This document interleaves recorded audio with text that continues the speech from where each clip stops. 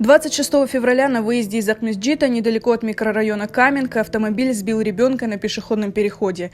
В результате ДТП 13-летний подросток получил открытую черепно-мозговую травму и перелом ключицы.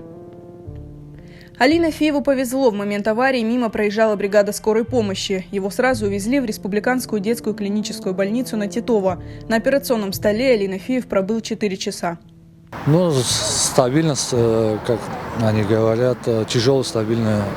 И есть как улучшение, идет на поправку, молодой организм старается, выкарабкивается. Вроде бы, дай бог, чтобы все было нормально, будем надеяться. Весь Симферополь за нас переживает.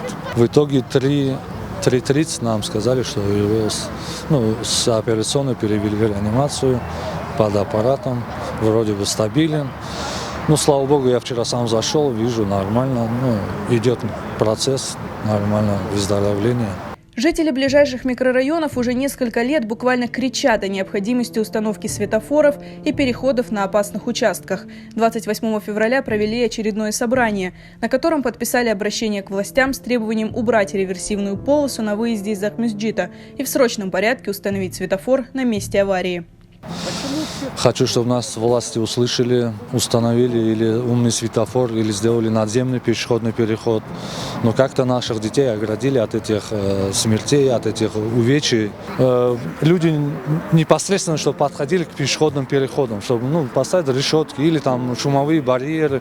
Уже дети непосредственно не будут переходить в неположенном месте. Хотя в моем случае мой сын проходил, убедился, что с двух сторон остановились машины. Шла машина на реверсе, на запрещенный знак.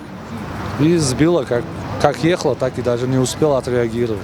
Месяц назад на этом же участке дороги, буквально в 500 метрах от случившейся трагедии, был сбит насмерть 14-летний подросток. Здесь в срочном порядке установили 2 светофора. Однако местные жители говорят, что этого недостаточно. Ведь другие опасные участки, где дети каждый день переходят дорогу, остались без внимания. Собрание организовали, люди сами, жители, вышли из-за этой трагедии и пытаемся достучаться до людей, то есть до администрации, к Валерьевичу, Сергею Валерьевичу, там, я не знаю, Руслан Балбеков, кто решает, или министр транспорта, пускай выйдут на трассу и сами пройдут вдоль нашей дороги по грязи, потому что тротуаров однозначно нет, и светофоры не работают, и реверс надо убирать. Проект реконструкции данного участка дороги находится на рассмотрении. Он будет утвержден и отправлен на согласование только в мае. А это значит, что пока дети ближайших микрорайонов будут каждый день переходить дорогу с риском для жизни. Это жители нашего микрорайона, которые попадают в беду. Потому что у нас проходит реверсная дорога. Это во-первых. Во-вторых, у нас 3 года отсутствует транспортное сообщение. Белое 2, белое 3, белое 4. То есть пустили транспорт 27-й, но он только утром, и в связи с дорогой, разбитыми дорогами, он не ходит. То есть детям вынуждены, и взрослые, в поликлинику, в школу, бежать через эту реверсную дорогу. То есть практически поставили светофоры, да, поставили пешеходные переходы, но они не всегда действуют на водителей. И также дети бегут, торопятся, потому что пройти 2 с лишним километра, чтобы перебежать и пойти в школу, в Каменку, например, детям приходится по бездорожью проходить, по грязи. Поэтому они, чтобы не опоздать в школу, бегут.